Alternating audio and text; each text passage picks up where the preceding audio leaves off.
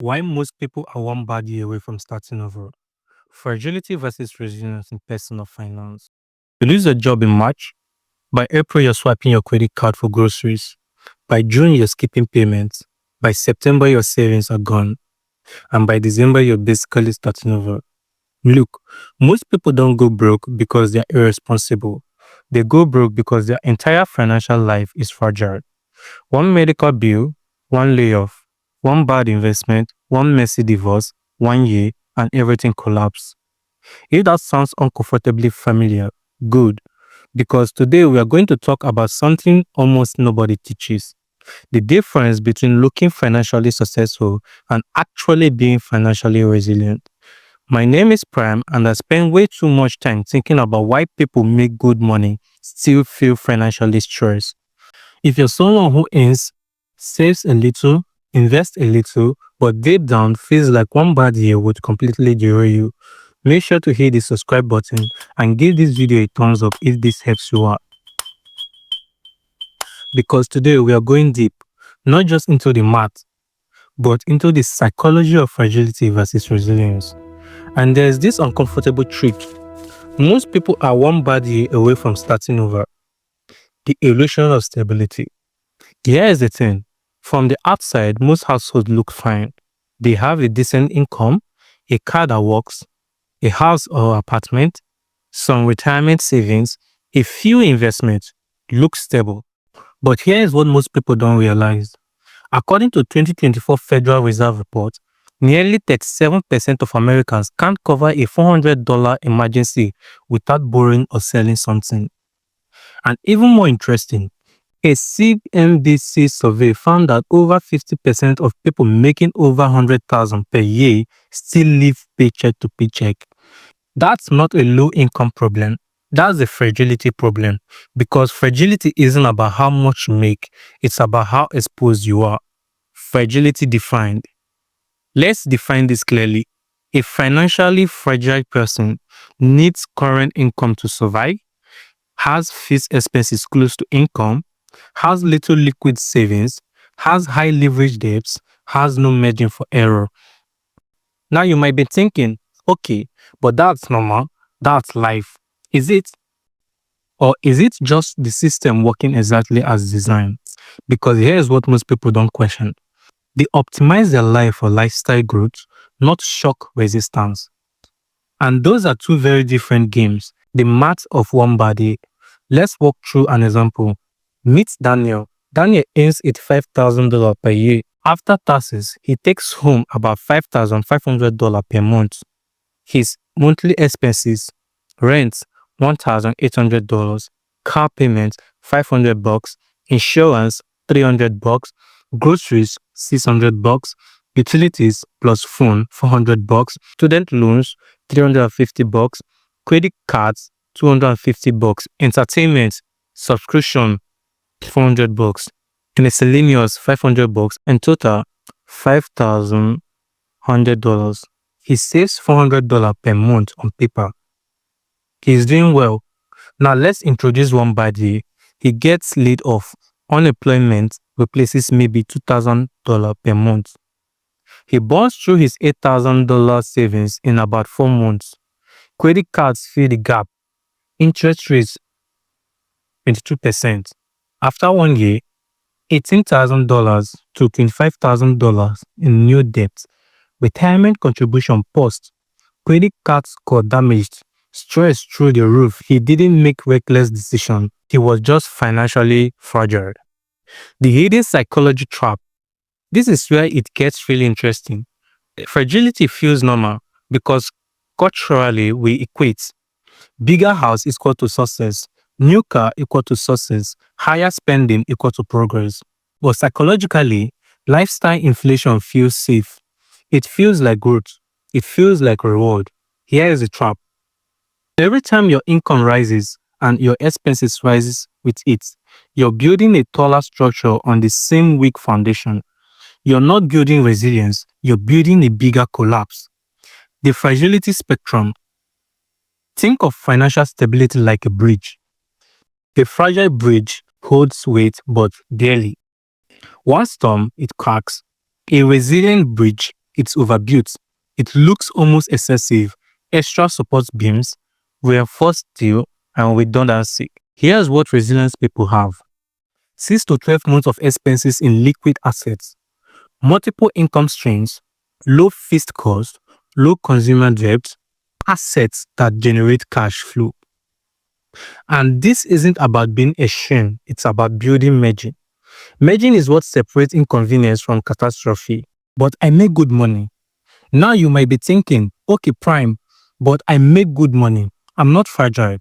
Let's test that. If your income stopped tomorrow, how many months could you operate without selling investments, without taking on debts, without panic? If the answer is under 6 months, you're closer to fragility than resilience. And here's what most people don't realize: investments don't equal liquidity. In 2008, the S&P 500 dropped about 57%. In 2020, it dropped 34% in weeks. If you lose your job in a market crash and your emergency plan is sell stocks, you're compounding damage. That's fragility layered on fragility. Like we don't beat resilience. So why don't people prepare? 3 psychological reasons. 1. Optimism bias. We assume that bad things happen to other people. 2. Social pressure. Would rather look successful than quietly prepare. 3. Short-term dopamine. Spending feels good now, saving feels abstract. Here's the uncomfortable truth: resilience is boring. It doesn't photograph well.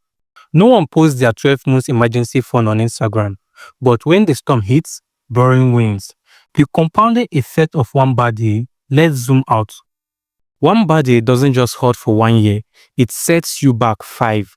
Example: if you're 30 years old and you stop investing $500 per month for 1 year, and you miss 8% average market growth, that one missed year could cost you roughly $50,000 plus by retirement.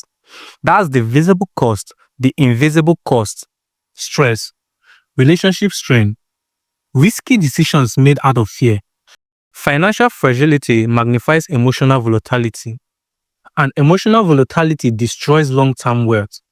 Resilience changes behavior. This is where the psychology flips. When you have margin, you negotiate better, you leave toxic jobs, you take smarter risk, you invest calmly, you think long-term. Resilience doesn't just protect you, it transforms you. Here's what most people don't realize: confidence in life often comes from financial margin, not ego, not status, margin.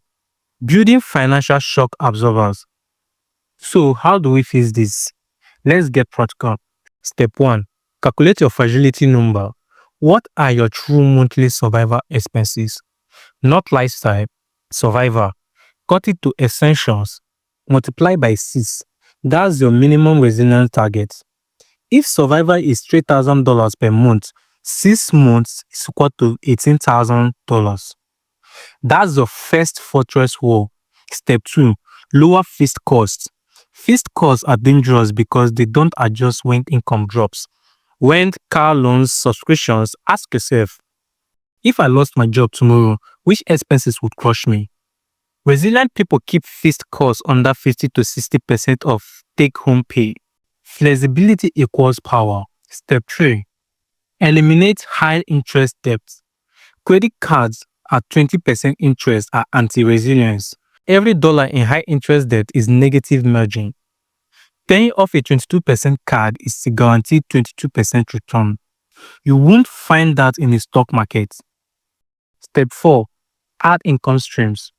One income stream is equals to 1 point of failure. Even small side income reduces fragility. $500 per month from freelancing or digital products.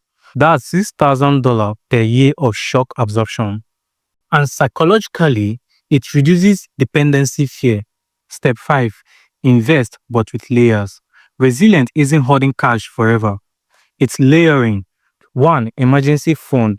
2. Insurance. 3. Diversified investment. 4. Income generating assets. Think layers, not leaps. The surprising truth about wealth. This is where it gets really interesting. Many wealthy people don't look wealthy because they optimize for stability, not appearance. Billionaires often drive used cars, live below their means, maintain high liquidity, avoid lifestyle traps. A 2023 study from Ramsey Solutions found that 79% of millionaires received no inheritance. They built margin consistently, not flash. The emotional reset. Let me tell you a quick story.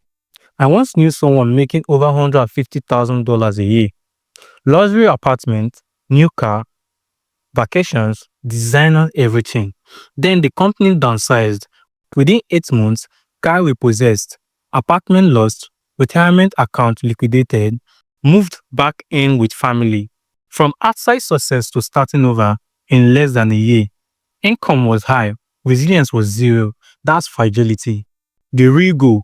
Look, the goal isn't to avoid bad years. They are coming. Recessions, health issues, market crashes, industry shifts. The goal is to make bad years survivable. Even boring.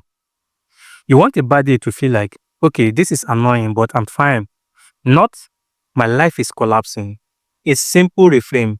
Instead of asking, how can I upgrade my lifestyle? Ask, how unbreakable is my financial structure? Instead of, what can I afford? Ask, what can I survive? Instead of, how rich do I look? Ask, how resilient am I? That shift changes everything. A final revelation. Here's what most people don't realize. Resilience compounds just like money. Every month you build margin, stress decreases, option increase, confidence grows, risk tolerance improves, decision quality improves, and better decisions build more wealth. It's a positive loop. Fragility creates negative loops. Resilience creates upward spirals. So if you're watching this and realizing, wow, I might actually be one bad year away from starting over, good. Awareness is step one. You don't need to overhaul your life tomorrow. Start with one move. Build $1,000, then 1 month of expenses, then 3, then 6. Lower the fixed cost. Eliminate one debt. Create one small side income. Build margin. Because the people who win financially aren't the ones who never face storms. They are the ones who build stronger structures. You don't need to look rich. You need to be unbreakable. And if this video helps shift how you think about money, hit the subscribe button, give it a thumbs up, and let me know in the comment section. How many months could you survive if income stopped tomorrow? Be honest. That number, that's your starting point. I'm Prime, and I'll see you on the next one.